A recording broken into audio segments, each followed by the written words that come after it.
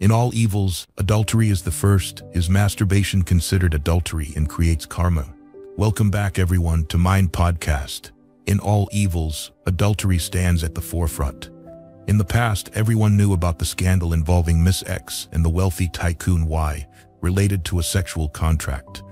They were in a romantic relationship, and the 16.5 billion VND she received was agreed upon for their relationship over 7 years. The ancients have a saying, what goes around comes around. When people are born, they come with nothing, and when they leave, they also go empty-handed. Today, because people don't believe in karma, when misfortune strikes, they think it's just bad luck. However, these misfortunes are the results of numerous previous wrongdoings. If one understands karma, they wouldn't dare to commit crimes. For instance, if Tycoon Y didn't chase fleeting pleasures driven by lust, the temporary joy he felt was insignificant compared to the immense suffering he now faces. As a result, Tycoon Y lost money, his wife wants to end their marriage, his work is stalled due to the lawsuit, and people look at him with disdain. If weighed on scales, a wise person would choose what truly benefits them, rather than blindly stepping into such a mess. Similarly, for the beautiful Miss X, she is young and intelligent with a bright career ahead, but for the past 2 years, she has been entangled in this lawsuit, her reputation tarnished, and her career declining, leaving her anxious. Regarding family happiness, especially marital life, throughout his teachings, the Buddha repeatedly reminded women to maintain their chastity and men not to harbor adulterous thoughts. Adultery is classified as a grave sin. Those who commit adultery often harbor bad thoughts, words, and deeds. They destroy the happiness of their own and others' families. Understanding adultery correctly reveals that while it brings temporary pleasure, it results in severe karma. Some lose face, some lose their jobs, some destroy their families, and some become childless. A person destined for wealth and prosperity can become miserable and distressed throughout their life if they commit adultery. Over 2,500 years ago, the Buddha discussed the issue of adultery and its consequences. An adulterer is seen as a murderer who destroys the future of a happy family. This doesn't even mention the negative impact on their children due to parental divorce caused by adultery. When a husband cheats, he satisfies himself, but his wife suffers. The wife's unease creates a tense family atmosphere, affecting their children. Thus, a cheating husband not only causes his wife pain, but also involves all family members in suffering, including himself. The suffering caused by adultery spreads like a virus, quickly destroying family happiness. Speaking of the other woman, the third party, they might feel triumphant for capturing the man's affection. But one day, they realize the man only sees them as an object, coming when he's bored and leaving when he's done. They might think that being with a wealthy man will bring lifelong happiness, believing they'll have a different life once married. However, karma comes unexpectedly. For Miss X, karma arrived early, making her endure visible consequences. A woman who causes another's family to break apart must face similar karma. Adulterers bear public scorn, live with guilt, and the severity depends on their actions. Many think only killing shortens one's life, but in reality, adultery also attracts serious diseases, financial ruin, loss of blessings, and shortens lifespan. Moreover, after death, they might fall into hell to endure suffering. Thus, the lawsuit involving Miss X serves as a warning to those intending or already committing adultery. One should not destroy their own or others' families due to momentary weakness or temptation. Not everyone understands adultery correctly, as it depends on specific circumstances.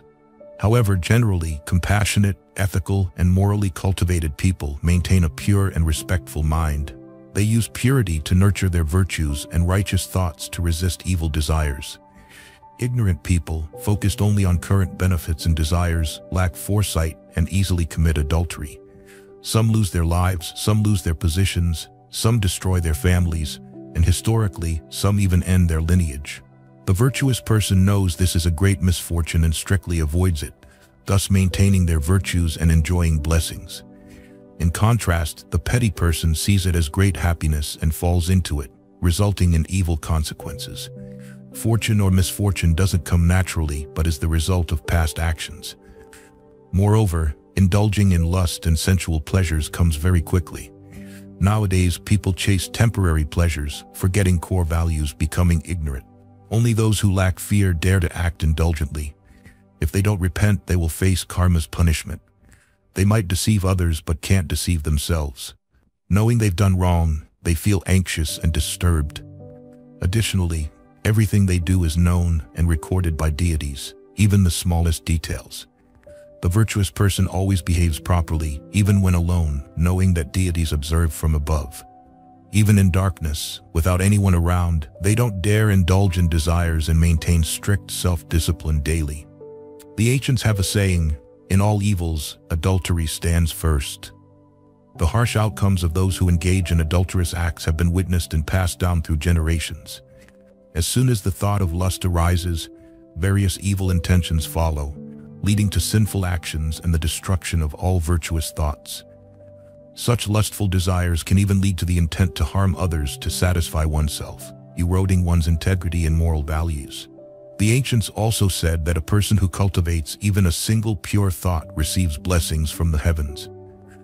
When faced with life's obstacles, we often tend to escape, making us weak in the face of desires, leading to further mistakes.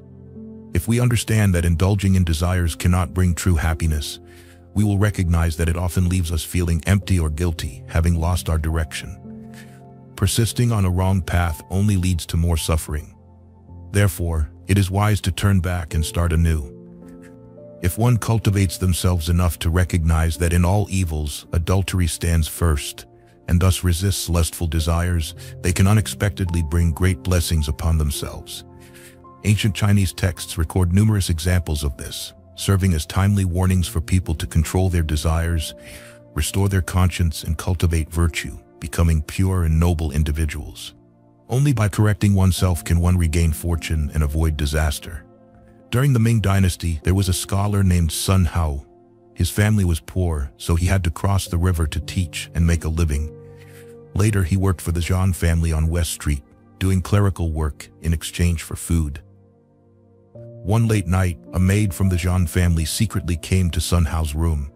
Knowing her intentions, Sun Hao loudly proclaimed, "The ancient texts say that the three corpses spirits always follow and record our every mistake. Do you think the heavens are unaware of what happens in the quiet of the night?" Sun Hao sternly rejected her. However, a teacher from the Zhang family witnessed this incident. The teacher secretly summoned the maid. On the Dragon Boat Festival, this teacher subtly developed severe ulcers all over his body, which could not be treated. The Zhang family then invited Sun Hao to take over as the teacher. One day, Sun Hao met his uncle at the riverbank. His uncle was surprised and said, "My son was ill, so I went to the city god temple to pray. I stayed overnight and dreamt of the city god seated in his hall. The city god called his subordinates to present the register of those destined to die of starvation. As the names were read, I heard your name. I asked the city god why your fate was changed. The city god replied, Sun Hu was destined to die of starvation at the age of 46 in a foreign land. However, on the night of April 18th this year, he sternly rejected the advances of a maid, thus extending his life by 24 years and changing his fate from starvation to prosperity." Hearing this, his uncle continuously congratulated Sun Hao. In the following years, Sun Hao's students increased, and his annual tuition income reached over 100 taels of gold. In the 36th year of Wanli, when Sun Hao was 46, there was indeed a severe famine, and rice became extremely expensive. Many poor people couldn't afford it, and countless died of starvation. However, Sun Hao not only survived, but also became wealthy. In his old age, his family remained affluent. He passed away peacefully at the age of 70, fulfilling the prophecy of a 24-year life extension. Dear friends, many people wonder whether masturbation is considered adultery. In today's society, many self-proclaimed experts encourage masturbation as a way to avoid marital infidelity and the resulting family breakdowns. People worry and wonder if masturbation is a sin, fearing severe karma after death if it is. However, understanding adultery correctly reveals that masturbation is not considered adultery. But don't celebrate too quickly, because this seemingly harmless action can be the root cause of many frightening consequences, perhaps even worse than adultery itself, which you might not foresee. We understand masturbation as the act of self-stimulation combined with fantasies about erotic subjects to achieve sexual pleasure. Today, the power of information technology bombards us with erotic images, pornographic films, explicit clips, and seductive pictures, flooding our lives through various media and social networks. This saturation has led many to view it as normal, considering those who do not conform to this trend as outdated. Such information infiltrates the minds of both adults and children, stirring up desires. If people continue to follow these urges, it drives them to seek sexual satisfaction. When circumstances don't allow, they often resort to masturbation, believing it helps relieve psychological stress and reduce tension. However, this is merely an excuse to justify their actions, creating an opportunity to indulge in sexual desires. Over time, it becomes a habit with unforeseen consequences. Though Buddhism does not specifically address masturbation, the Buddha warned about the dangers of uncontrolled desires in emotional life, leading to severe consequences if not appropriately regulated. In reality, those who masturbate often lack the ability to control their desires, easily falling into excessive indulgence, which affects not only their health but also their personal and familial blessings, often without their knowledge. In the Anguttara Nikaya, the Buddha taught, monks who are accomplished in 4 aspects are destined to fall into hell. What are these 4 aspects? 1 is engaging in sexual misconduct. 2 is encouraging others to engage in sexual misconduct. 3 is accepting sexual misconduct. And 4 is praising sexual misconduct. Monks who are accomplished in these 4 aspects are destined to fall into hell. From a Buddhist perspective, masturbation can be seen as sexual misconduct. So, even if you find an answer to whether masturbation is considered adultery, you must understand that while it may not be adultery, it still results in unfavorable karma. According to Buddhist precepts, masturbation falls under unwholesome thoughts and behaviors, seen as misconduct in an expanded sense. Although not as severe as being unfaithful to one's spouse, it still carries corresponding karmic consequences. To experience true happiness in this human realm, one must practice sexual restraint, protect oneself, and maintain virtue. If one indulges in satisfying carnal desires through improper means, both body and mind will weaken, ethical standards will decline, and one might eventually commit serious crimes. While it is often underestimated, the lustful karma has a powerful influence on individual lives. Without transformation and control, it can lead to numerous sins. This is also one of the reasons why sexual crimes are increasingly prevalent in society today. Those who frequently engage in these behaviors have a darkened spirit, and as a result, their virtue and prosperity diminish. This bad habit is extremely dangerous and greatly destroys our merit. They become more distorted in their thinking, mentally unstable, and dissatisfied with those around them, gradually leading to discord. Their lives become unstable, and nothing they do succeeds. Research findings on masturbation indicate that addicts have lower concentration levels than those who rarely masturbate. Frequent masturbators often feel tired, find it difficult to concentrate on studies and work, and experience anxiety and discomfort. High-frequency masturbation can adversely affect the central nervous system and lead to other symptoms such as testicular pain, memory decline, and physical exhaustion. Overindulging in masturbation can lead to addiction, causing constant preoccupation with this issue. Furthermore, after each act of masturbation, men tend to feel guilty because they know this action is harmful. Although society today has a more open attitude towards masturbation, many still consider it sinful and feel self-reproach. Therefore, do not easily believe the claims of some doctors or experts who say that sexual misconduct or masturbation is harmless. In reality, the dangers of masturbation are significant. It causes problems that are not immediately apparent, and we unknowingly suffer the harmful consequences of masturbation. Desire is a major issue for humanity in general and for religion in particular. Correctly understanding desire and having an appropriate attitude towards it is crucial. In Buddhism, desire is not entirely evil or sinful, as the Buddha allows householders to live with desires according to humanistic and ethical standards. However, in monastic life, renouncing desire is a fundamental criterion for noble and aspirational living. Desire is a factor related to the downfall of a person. Understanding desire and how to transform it is extremely important in the ascetic life of a monk. Although the methods of transforming desire mentioned in the scriptures mainly pertain to monastics, in today's era where the presence of evil is increasing and is somewhat related to managing sexual energy, the methods of transforming desire taught by the Buddha are valuable references for anyone seeking self-mastery. Based on our initial survey, we summarize the methods of transforming desire taught by the Buddha in the Nikaya Sutras as follows. First, do not look directly. This was the Buddha's advice to Ananda in the Mahaparinirvana Sutra. Not looking directly means avoiding and not approaching desires. Although this method is classical, its practical value transcends historical and spatial boundaries. The mind and the environment are closely connected. The mind easily develops improper thoughts when encountering corresponding desires. However, in real life, it is not always possible to avoid conditions that give rise to desires, and sometimes one must face them. In such cases, the Buddha teaches not to converse with them. Not conversing means not interacting with female beauty. Once the mind starts comparing and thinking, it creates attachment in the heart. Beauty is an undeniable reality. An ordinary person can recognize beauty when it is present. However, seeing beauty and becoming attached to it are two entirely different things. Here, the first method the Buddha taught is not to look directly, not to approach, not to converse, not to contact, and not to hold on to them in the mind. These are auxiliary measures to prevent desire from arising. This method is summarized by the Buddha in the All Defilement Sutra. Defilements must be eliminated through avoidance. Anchuttam Sutra also asserts similarly. For instance, a person with eyes who does not want to see the forms within their sight can close their eyes or look aside. The argument from the above sutras confirms that one of the initial methods to prevent and transform desire is not to look at or to avoid them. Secondly, consider them as relatives. Monastics often preach according to circumstances.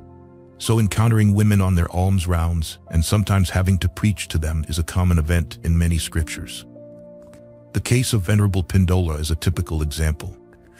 According to the scriptures, Venerable Pindola often flew in the air and chose King Udena's royal garden in Kabi as a place for meditation. During that time, the king and his entourage of maidens were in the garden. As the king fell asleep, the maidens wandered off and encountered Venerable Pindola. They listened to his teachings and forgot their duties. Waking up in anger, King Udena intended to impose the harshest punishment on Venerable Pindola. However, upon hearing the Venerable's explanation, "O great king, the blessed one, the wise, the all-seeing, the arahant, the perfectly enlightened one has said, 'Come, monks, regarding those who are only mothers, anchor your mind as a mother. Regarding those who are only sisters, anchor your mind as a sister. Regarding those who are only daughters, anchor your mind as a daughter.'" Particularly, Venerable Pindola affirmed to the king that, "When I entered the inner palace with a guarded body, guarded speech, guarded mind, anchored mindfulness, and restrained faculties, at that time, desire did not conquer me." Understanding this, King Udena repented and sought refuge as a disciple with the Venerable. The Venerable then performed a miraculous flight back to Jetavana Monastery. In this method of transforming desire, the support of two important virtues is necessary: shame and dread. Shame is self-regret, and dread is regret in the eyes of others. These are the two fundamental virtues shaping human ethical personality, because once strangers are regarded as relatives, one must behave according to the standards of relatives. To act correctly, one must know shame.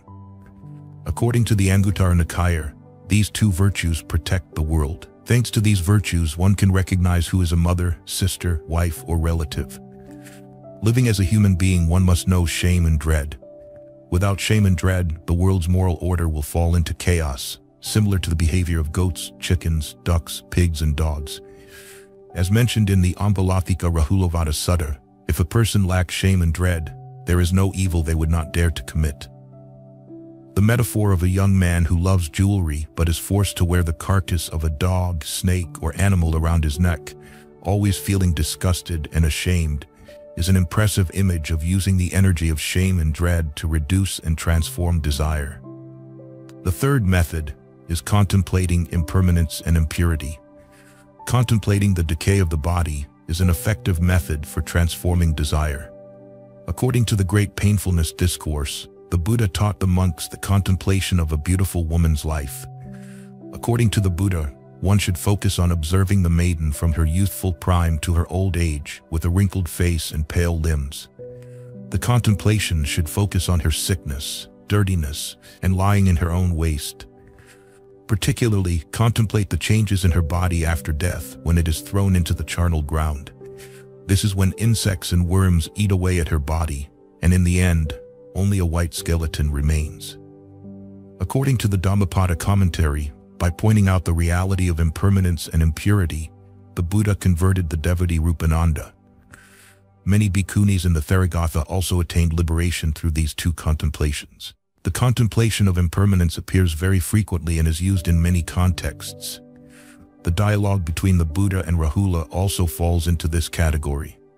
What do you think, Rahula? Is the I permanent or impermanent? Impermanent, Blessed One. Is what is impermanent suffering or happiness? Suffering, Blessed One. Is it appropriate to regard what is impermanent, suffering, and subject to change as, this is mine, this is I, this is myself? No, Blessed One. This kind of conversation is cited in many scriptures.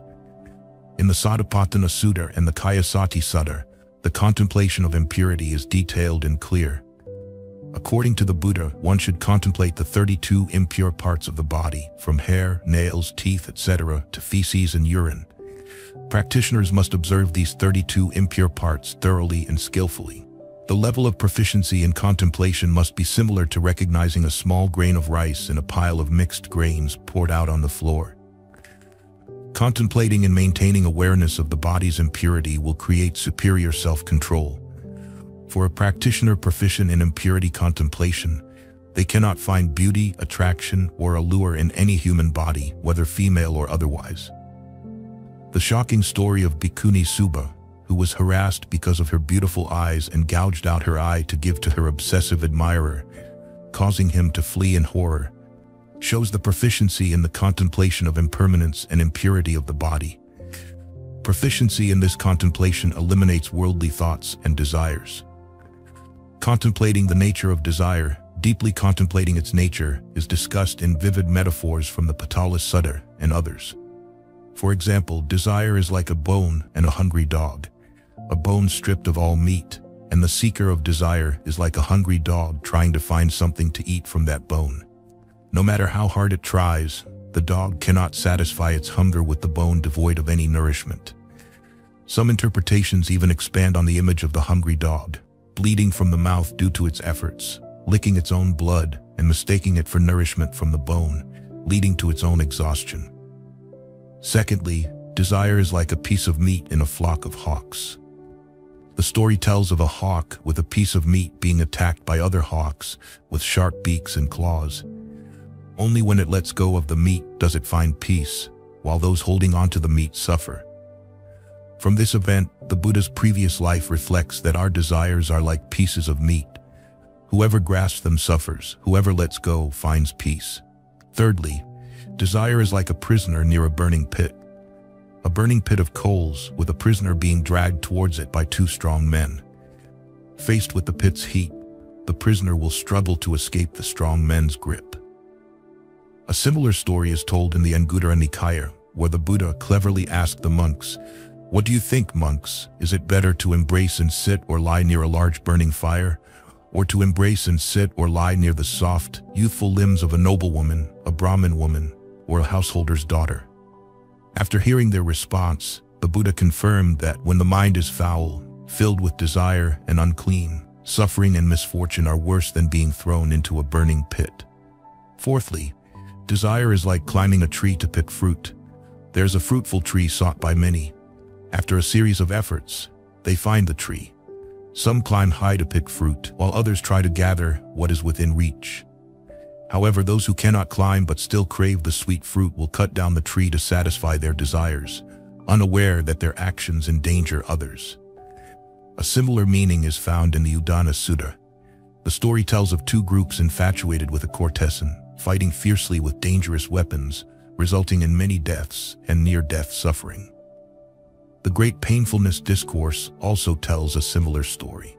Climbing a tree to pick fruit is dangerous, just as infatuation with beautiful women leads to suffering. Fifthly, desire is like borrowed wealth. A person with borrowed wealth, though it belongs to others, feels joyous and confident. They are praised and respected wherever they go. They live in this state for so long that they believe the wealth is truly theirs. When the time comes for the owner to reclaim it, they feel sorrow and suffering. According to the Adultery Nikaya, wealth is threatened by kings, thieves, enemies, inferiority, fire, and water.